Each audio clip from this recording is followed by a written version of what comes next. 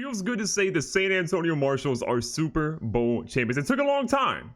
They finally done it with a quarterback situation that was a little shaky and a roster that ultimately was predicated on their defense. With that young running back we traded for, Mr. Kilgore, he was ultimately the difference.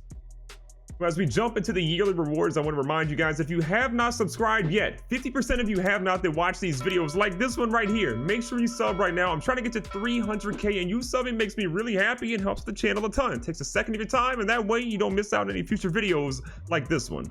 Look over the MVP stuff and some of the overall voting. You can see that Damian Telfer for the Columbus Explorers did really well. 11-5 in the year. Lamar Jackson ends up getting third, and James Hatch gets second. But Damian Telfer got an MVP, but did not get a Super Bowl trophy this year. Your Coach of the Year goes to Bill O'Brien, and I feel pretty confident that that might never happen in his entire career. To go through the AFC side of the awards very quickly, your Offensive Player of the Year is no doubt Damian Telfer. Defensive Player of the Year is Dwayne Thurman, a 92 overall player for the Jags. Your Offensive Rookie of the Year is Quentin Lawrence of the Pats. Defensive Rookie of the Year is Moses Whitley of the Monarchs. Your best quarterback is Lamar Jackson. Your best running back is Dondre Bryant. Best wide receiver is Tyler Boyd of, as well, the Explorers. Best offensive lineman is Travis Frederick. Defensive lineman is Josh Allen. Yo, the Jags are stacked. How are they only 9-7? Your best linebacker, Dwayne Thurman, the guy we just talked about. Again, this team is stacked. Best defensive back is Alex Nix. And your best kicker, because they're people too, Caleb Mays of the Monarchs. On the NFC side, you can go ahead and see Jawette Connor got the Offensive Player of the Year. Your Defensive Player of the Year is Devin White. We didn't get any real nods here. Oh, we did. Sean Davis got 9th, but still, he should have been higher up in my opinion. Your Offensive Rookie of the Year is Cameron Fry of the Packers. We got Tyree Daniels, somehow got a little bit of a nod there, and no one else from our team. Defensive Rookie of the Year, without a doubt, Sean Davis. The kid was incredible. Should have got higher up in the defensive player, but he did what he had to do. Best quarterback is James Hatch. Nevin Wynn got 10th. I'm surprised. Your best running back is Saquon Barkley. Kilgore actually did well. He didn't get 1,000 yards this year, but still, he did really well. Best wide receiver is Corey Stammer, or Stammer. None of our guys are there. Best offensive line is David Bakhtiari. Best D lineman is DeForest Buckner. Best linebacker is Devin White. Again, Sean Davis picking number 6 right there. And best defensive back is Isaiah Oliver. Do we get anyone nodded here?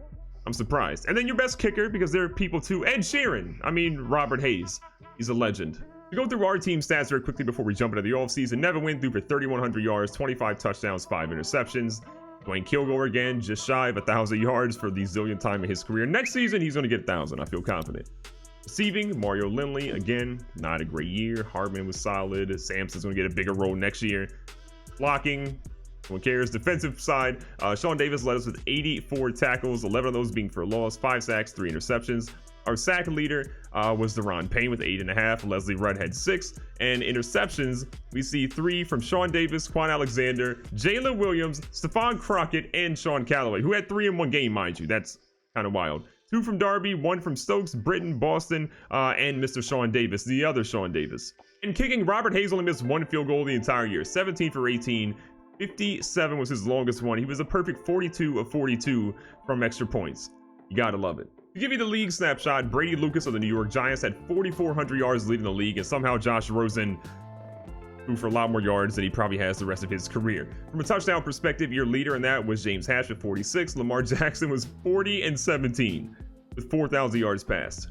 Good God. He should have won the MVP, in my opinion, probably over Telfer, but he had more interceptions, so it is what it is. Saquon Barkley had 1,700 yards rushing. Zeke Elliott, Kevin Dickerson ended up finishing 2nd and 3rd. If you look at a touchdown perspective, we see 15 from both Barkley and Dondre Bryant, who was one of the better running backs of the year. On the receiving side, we're going to see Corey Stammer with 1,200 yards receiving, Boyd being the only other guy in the league to get 1,200 yards, and Tyreek Hill finishing 3rd with 1,120, just ahead of Christian Kirk.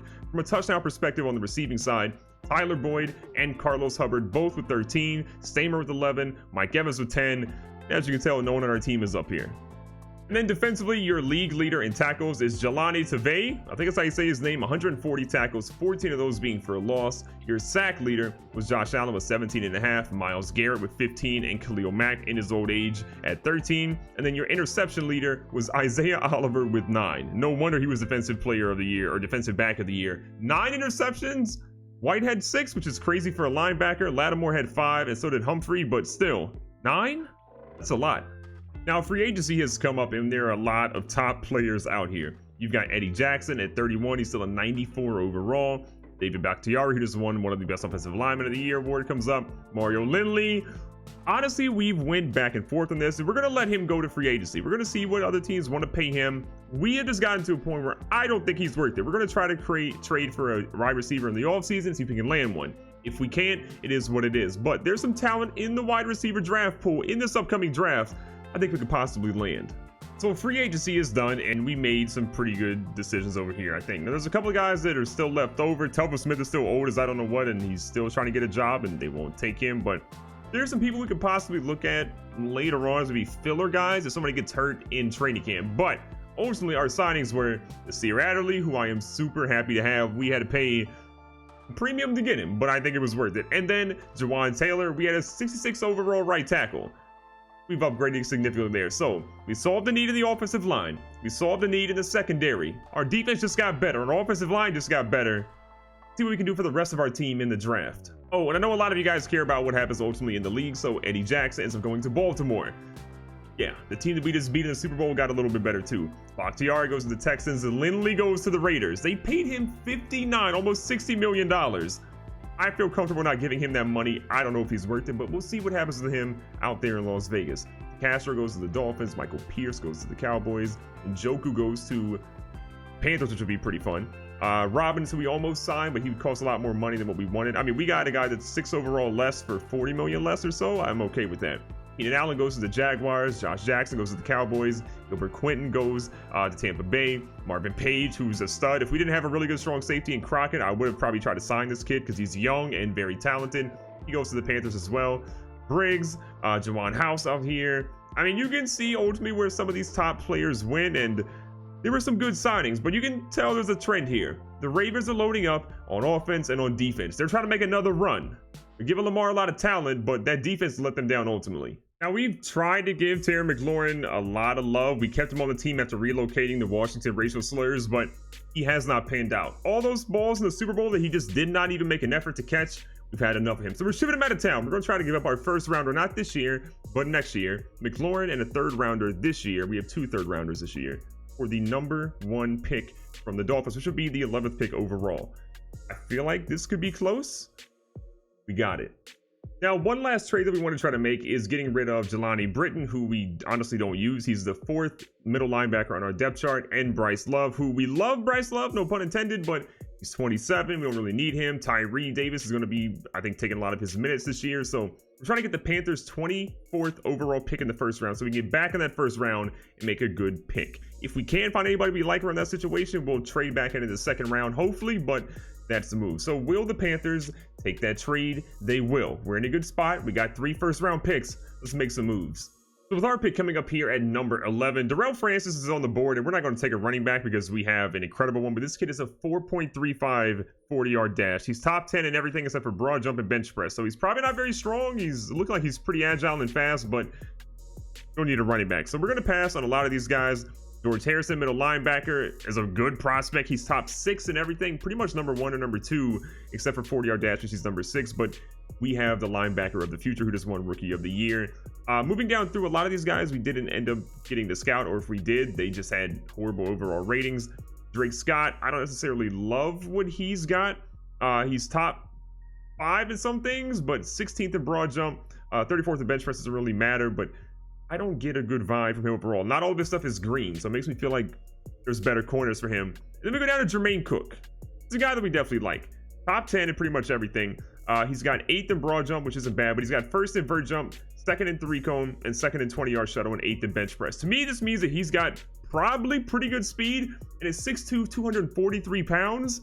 This is the guy we need. And he went to LSU, who's put out some really good players. So not a lot of guys in the early first round. We're going to go ahead and take him here. Pray to God that he's good. 77. Let's go. He's ranked 11th in true talent. We got him at 11. 77 overall. Oh my God. 80 tackle. Hit power is kind of trash for what I wanted from a strong side linebacker, but 86 speed, 84 acceleration, 80 pursuit. Power and finesse of 75. Block shanks of 78. Play rex of 77. Strength is a 78. Zone coverage is actually not bad at a 75. We're going to be good with him. What's his injury rating? 95 with 88 stamina. We got ourselves a ball player. He has no traits. He just has coverage linebacker style, but that's it. Overall, though, this kid is a major W. So with us losing Mario Lindley, we need another receiver, and this is a kid that I've been scouting. I have not seen someone with a combine grade this high. 8.3. He's got A deep route, A catch the traffic, A minus release. This kid is slated as an early second rounder. We're here our late first round pick at number 24. 6'4", 228. He's 23 years of age, so he is a little older, but he went to Oklahoma State. His 40-yard dash is 5th, but his 40-yard dash is 4.37 seconds. So how are their receivers faster than him? I don't know. Vert jump is number 1. Broad jump is number 1. 3 cone's kind of trash, so I'm assuming his agility is probably not very good. 20-yard shuttle is okay, but his bench press is 30 reps. What kind of freak of nature benches 30 times a wide receiver? One that I'm going to draft. 79. Ranked 5th, and we got him at 24. We have needed someone that can make some plays. He has aggressive catch for his trait. That's good. That's literally, honestly, I would like to see possession as well, but 92 speed, 90 acceleration, 83 catch, 88 catch in traffic. Short route's not very good. Medium route's good. Deep route is amazing. This guy is a burner deep. This is Randy Moss Jr. 80 overall for spectacular catch, 84 release, 90 agility, 97 jumping. His stats are insane. Great injury, great toughness, great stamina. Kick return is even high, but brother, you will never run a kick return in your entire life. Oh, his juke move and his spin move are terrible. Okay, so we found the fault. His juke and his spin are terrible. His short route's not very good, but I'm running him on deep routes pretty much nonstop. Colton Johnson III. You're the next Calvin Johnson. You're the next Randy Moss. You're catching a lot of passes from Nevin Wynn or whoever plays quarterback for us in this next season. Now we're getting ready to make possibly a pick here at number 32. I just want to point out the Ravens just got a right end that is an 82 overall in a Darius Hall. Good Lord, they're stocking up. So at the end of the first round, I looked at trade options, but no one was offering us a first next year. It was all second rounders this year, which we're gonna have a second rounder, and there's some talent here. Demonte Bannerman, here's the stuff. We have a left outside linebacker, but there's some really good traits for this kid. His bench press is kind of weak. Broad jump and vert jump are kind of trash, but 40-yard dash is good at 4.61. I like his overall rating, so he's a potential guy, but look at this kid too. Again, we have receivers, we're good in that area, but Panther receivers at 4.42 40-yard dash. Vert jump is insane, only behind the guy we just drafted in Colton Johnson III. His 3 cone and his 20 shuttle are great. His bench press is pretty solid as well. We have a receiver, we really need him. Dennis White stuff looks trash. He's a C+ for man coverage. There's no way I can gamble on a guy that has C+ in man coverage as his 3rd best trait. He's probably not going to be good. Jordan McElwain is looking like he's going to be the guy. But here's my decision. He has nothing in the top 10 outside of the 3 cone and the bench press. Everything else is not good. He's like a mid-second rounder. There's not a lot of talent here. Tyler King, however,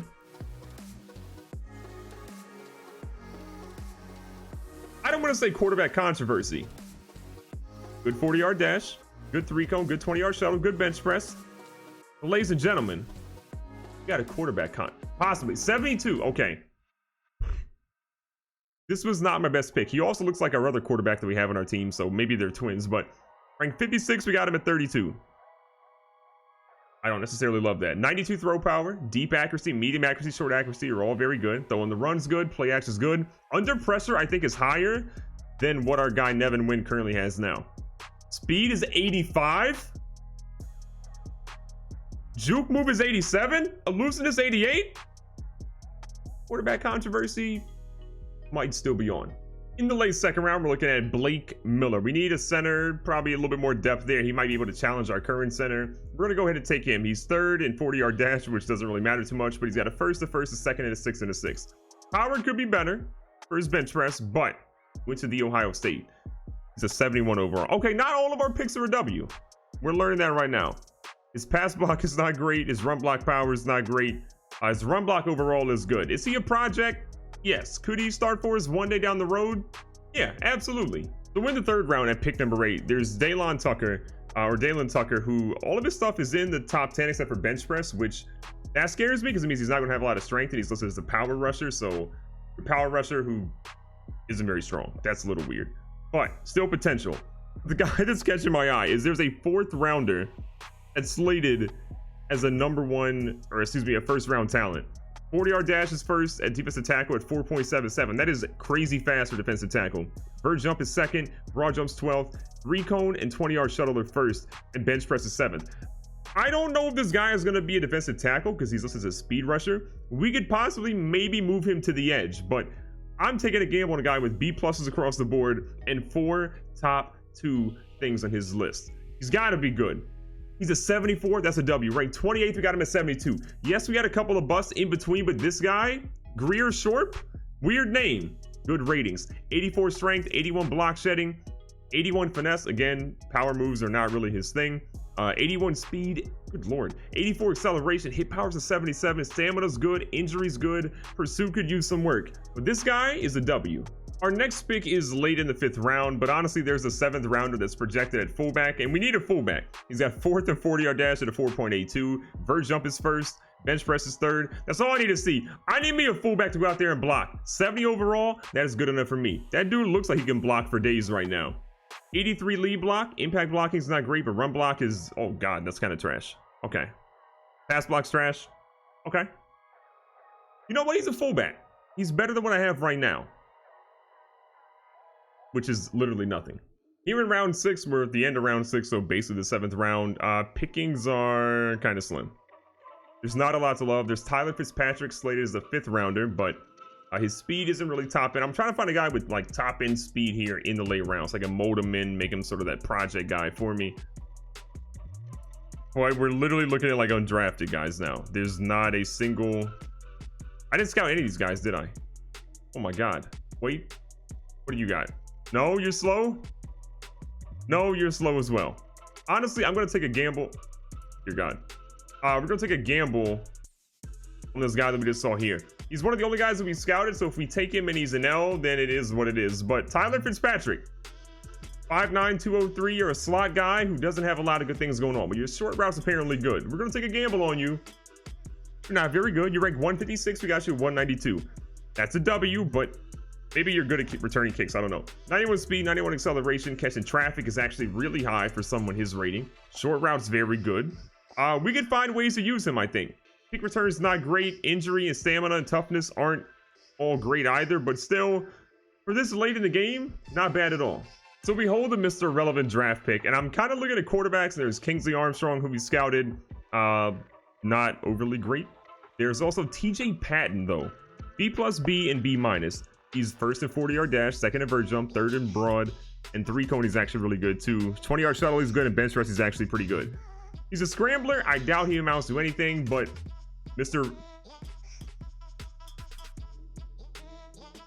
we're cutting him ASAP. He will not touch the field or the equipment or anything.